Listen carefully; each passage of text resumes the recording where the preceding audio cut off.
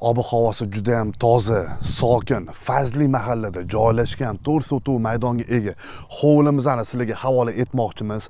Joylashuviga to'xtaladigan bo'lsak, Ko'klamzor, ya'ni Behizori labida, yo'l yuzdan 600 metr masofada, Hoji ota masjididan 500 metr masofada, Shredder bog'imizning orqasida joylashgan, Uch Qahramon postidan 7 kilometr masofada joylashgan 4 sotuv maydonga ega hovlimizni havola etamiz.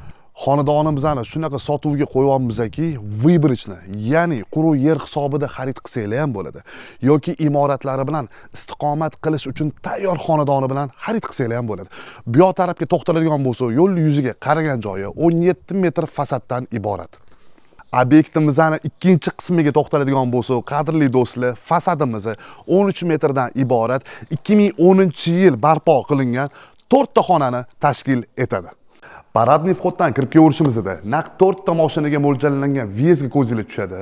Ikkita tarafimizda imoratlar solingan, 4 ta xona, 2 ta yotoqxona, bitta zal, bitta oshxona, bitta sanujelimiz va undan tashqari o'zimizning kotelniy xonamiz va uborniy xonalar qilingan va endi eng zo'r fishkasiga to'xtalamiz.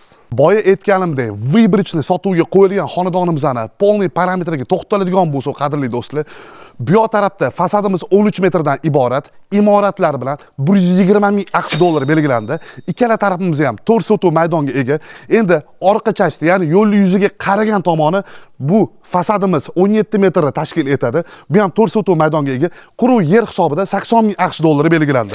Yana sunnatga muvofiq kelishiladigan joyi bor. Sizlarga eng zo'r obyektlarni taqdim etishda davom etamiz. Sog' bo'linglar.